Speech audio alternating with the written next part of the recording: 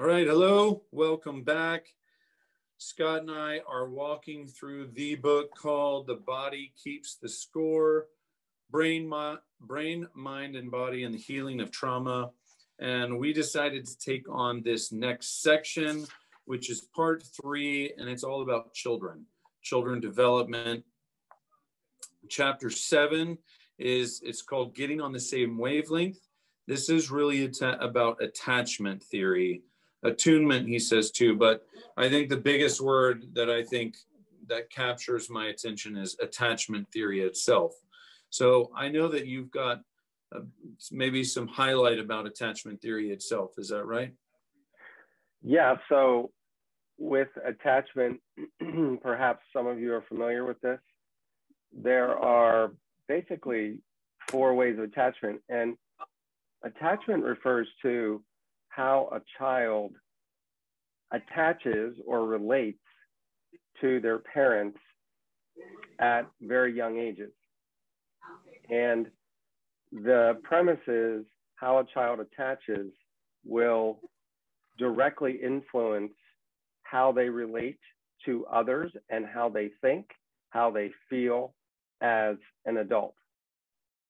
And perhaps that sounds logical. I mean, it does to me. There are 4 kinds. So there's secure attachment, and that's the child that, let's imagine the parent walks into the preschool room to pick up the child at the end of the day.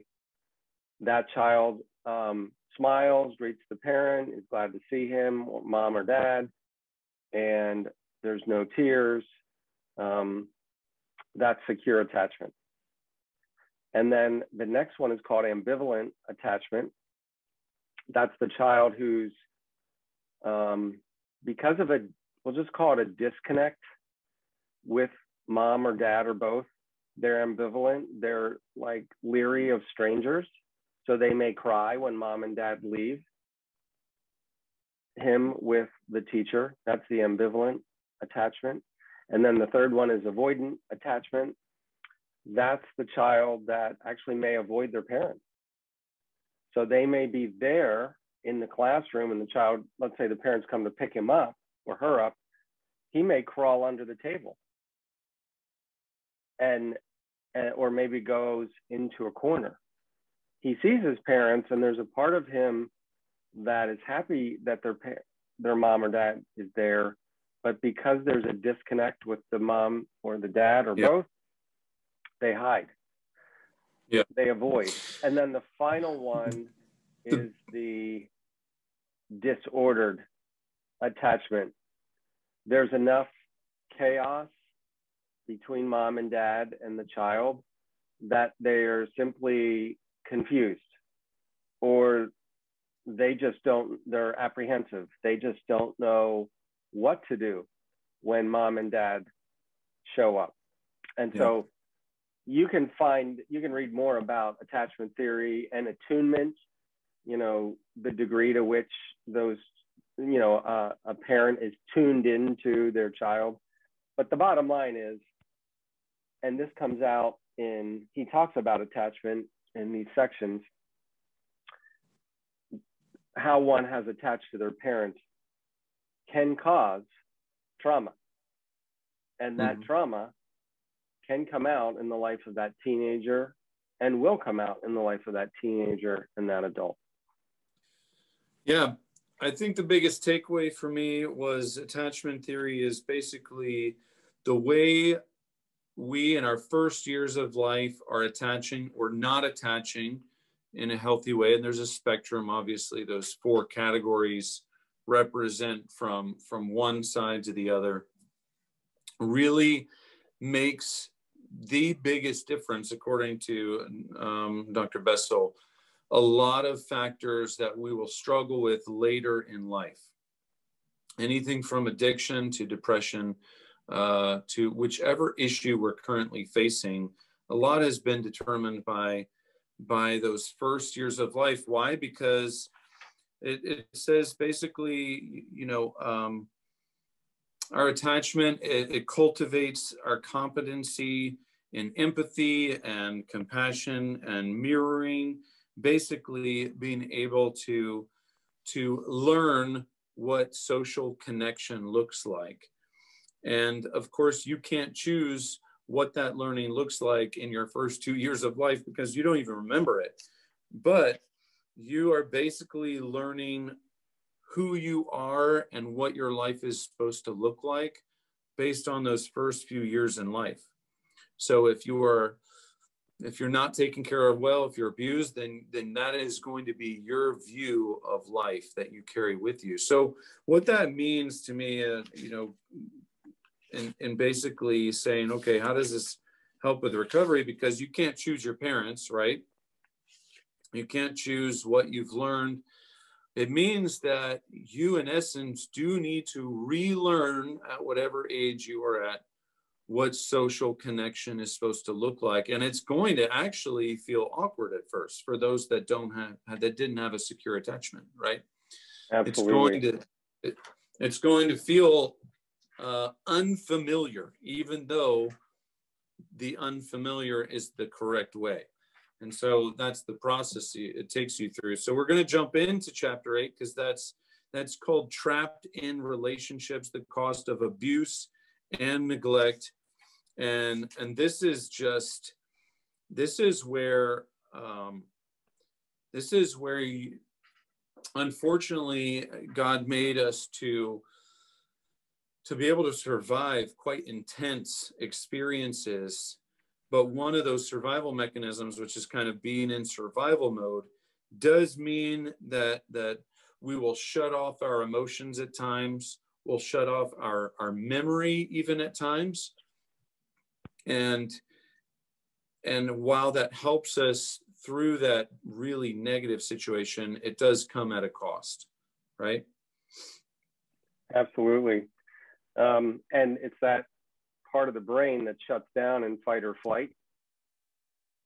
One of the big points to me is that part of the brain will remain shut down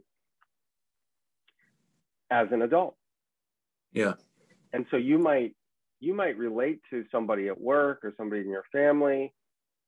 Mm-hmm. It could be a teenager, and you might think, wow, they're a quiet person. Or they're hard to get to know. Yeah. However, it could be, I'm not saying it's always, nor does he, but it could be that they experienced enough adverse childhood experiences, which is also known by a study of that name called ACE, that they, out of protection, they shut that part of their brain down. Yeah. And it's not like there's a switch, right? We don't have switches on us that we know how to do this, but there's an intuitive part of us that knows if somebody's screaming at me all the time or beating me, I can choose one of these attachment theories. Yeah. That is an effort to manipulate the adult, usually the parent, to treat me in the best way possible that I think they're capable of. And now think about that. Right. It's like a 5-year-old is trying to manipulate a parent to treat them in the way that's in somewhat of a healthy way. And that 5-year-old can become a 25-year-old or a 55-year-old. Right. That still relates in the same way because that's how they train their brain to relate. Yeah. Yeah. They're trying to look for the best reaction possible for their own survival. I thought one of the most powerful statements, I'm going to read it off. Attachment researchers have shown that our earliest caregivers don't only feed us, dress us, and comfort us when we are upset. They shape the way our rapidly growing brain perceives reality. And the next paragraph does say that one of the most powerful ways that we can change this sense of map of reality, he uses the word map, is through a deep, loving relationship. He says that's one of the most powerful ways that we can shift our sense of reality. So, he gave different he gave different examples, but like a mother who was really out of control, she has a child, and all of a sudden she becomes a new person because she realizes, wow, I really actually do want to take care of this child. Or it can be through a marriage, it can be through a friend. And of course, for us, it does mean that a really deep, loving relationship that we have with God can transform us, because it does shape and change the way that we are perceiving reality. So, right. And that should really remind us all of recovery, because in recovery, we highlight both secular and celebrate recovery. I would imagine 99%, if not all recoveries, highlight the power of relationship. We might call it a mentor, we might call it a sponsor, they might call it, just a friendship, a group, but all of them have recognized the power of relationship. In fact, just this morning, I was reading a small review. I think I was reading it on, it wasn't Amazon, but it was like Apple Books, and where they had The Body Keeps the Score, and somebody had read it through there, and they put a review, and it's very striking because the review said, "This is the best book I've ever read." And I don't think they even said best book I ever read on recovery. I think it was the best book I've ever read. This needs to be required reading for all 12-step programs.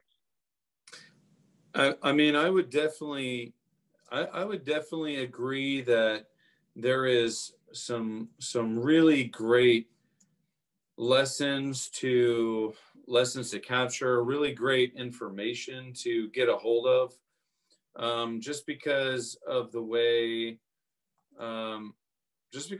it informs how you're,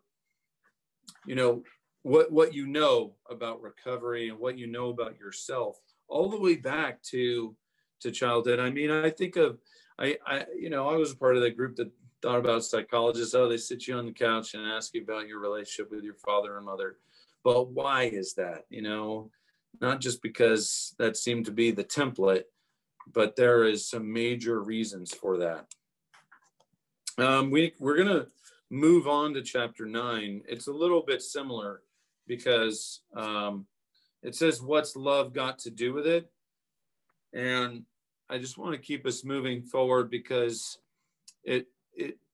the strongest emotions, which love is, just on that same vein, is the way that we begin to recover, where we begin to relearn what living looks like.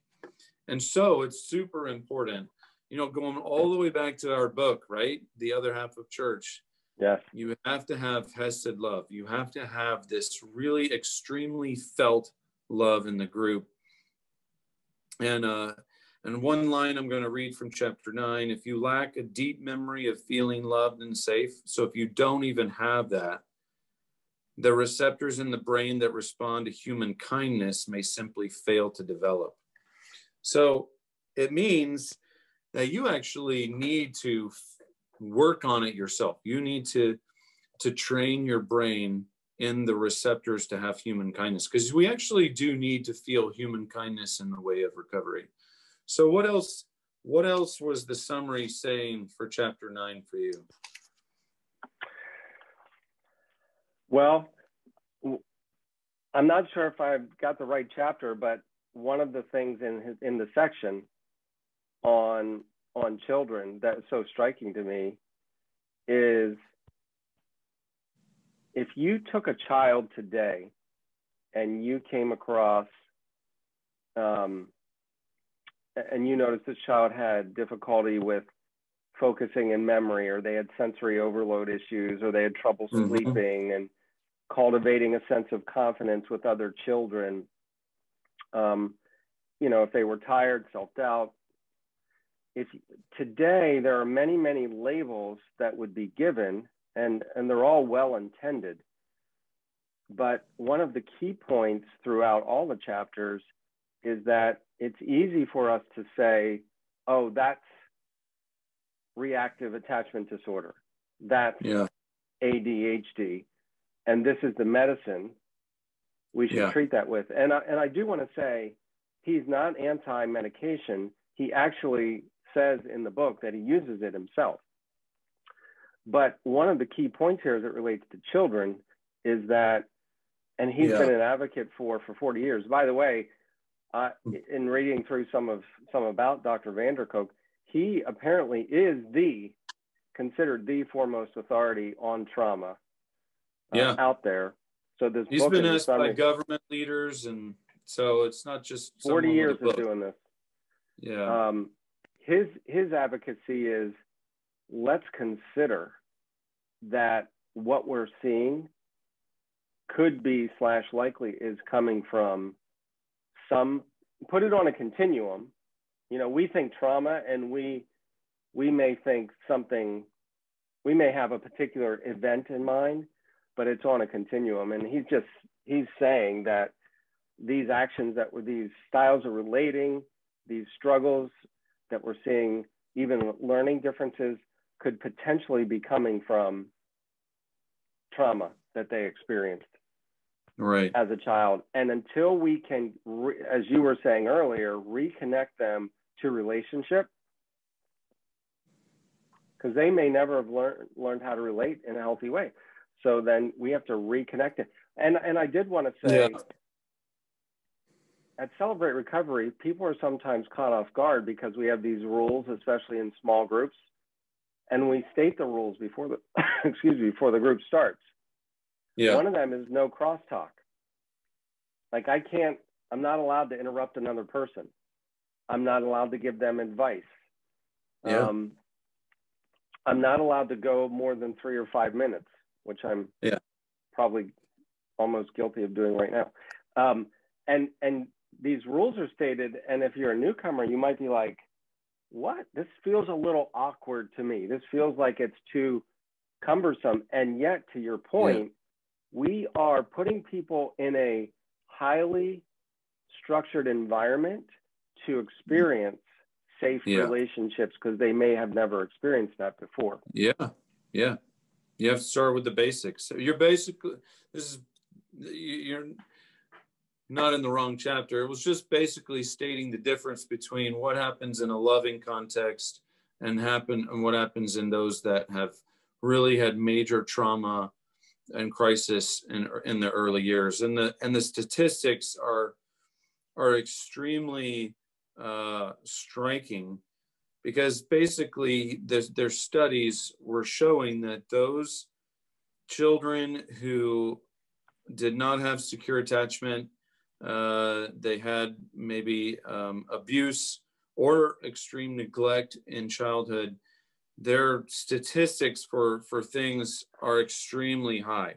You know, we're talking about not just things like suicide, but their health problems are much higher. They're much higher possible in terms of treating others the same way as well. So, this goes into the hurt people. Yeah, absolutely. And including themselves. There is they call it, or Dr. Vanderkook calls it in his book, the ACE study. And he calls it a landmark study. And ACE stands for Adverse Childhood Experiences. And one statistic, there's many, you should Google this if you've never heard of it. Adverse Childhood Experiences study. If you have had 4 adverse childhood experiences on a scale of 0 to 10, if you've had 4, that child who then becomes an adult, just for starters, 4, is twice as likely to become a smoker and 7 times more likely to become an alcoholic.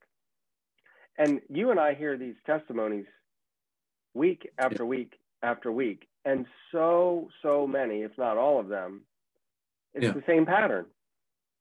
Regardless of what they struggle with, they had these adverse childhood experiences, and then they tell you how out of that pain they self-medicate, and obviously it doesn't work. It does temporarily, but Yeah. they have these adverse childhood experiences and then they self-medicate. We hear that again and again.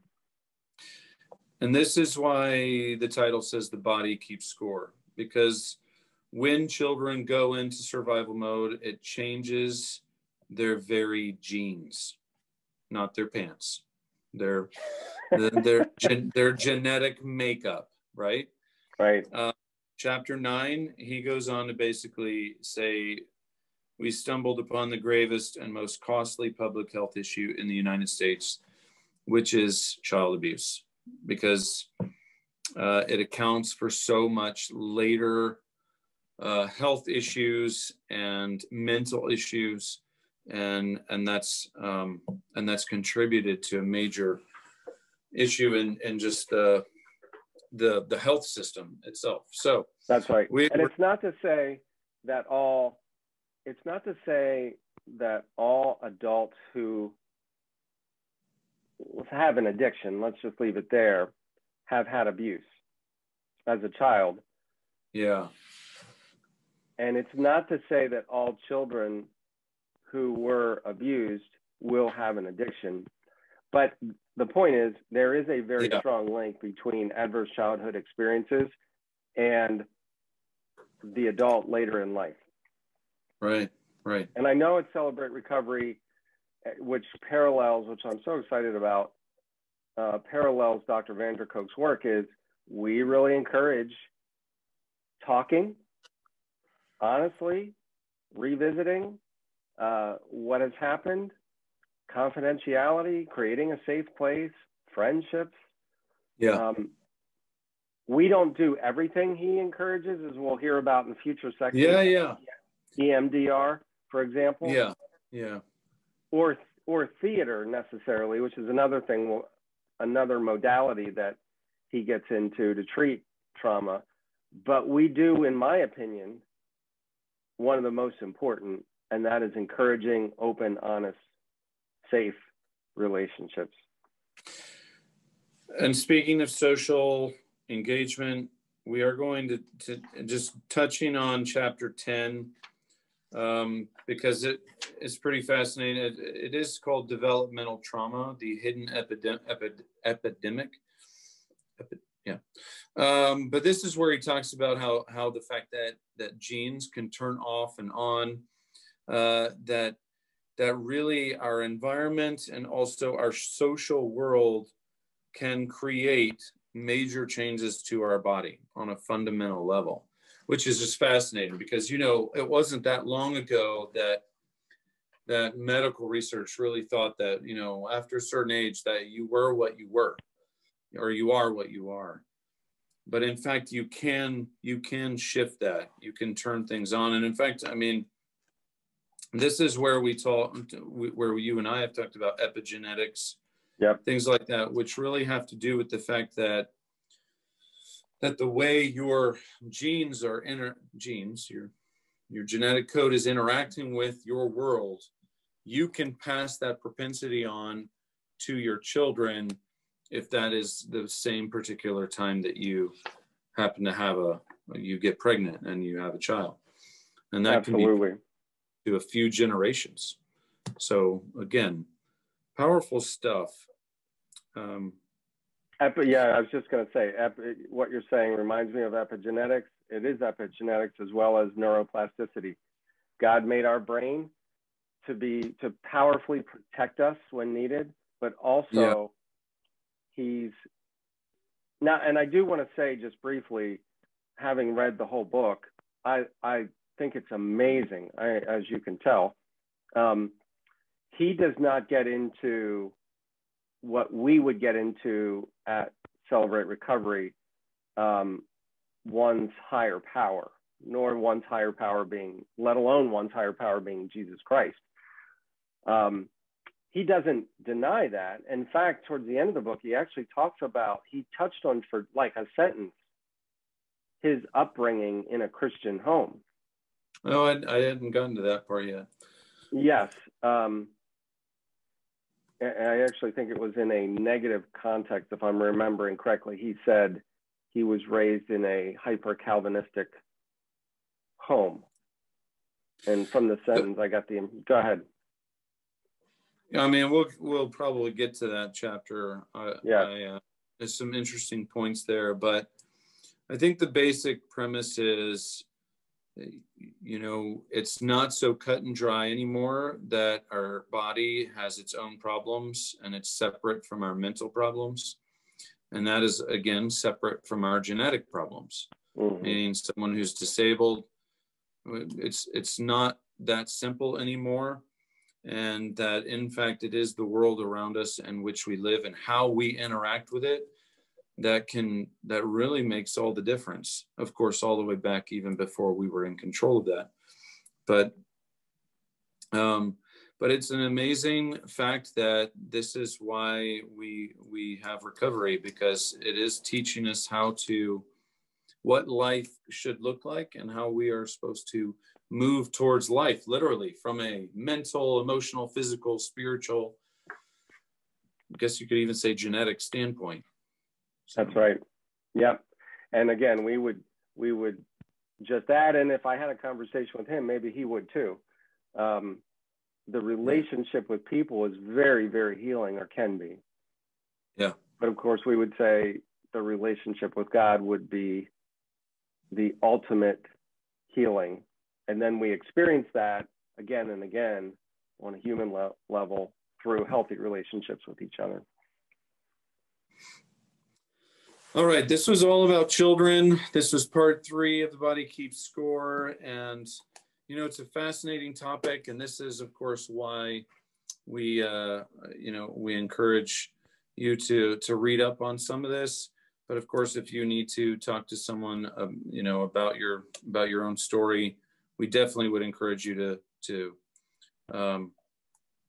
talk to someone about it in a healthy setting, safe setting. So otherwise, we would love to see you at Celebrate Recovery Monday nights here at Christ Community Church, 7:00, so that we can learn what healthy living looks like. That's right.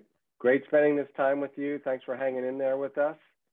And we'll do it again real soon. Yeah. See ya. All right. Bye-bye.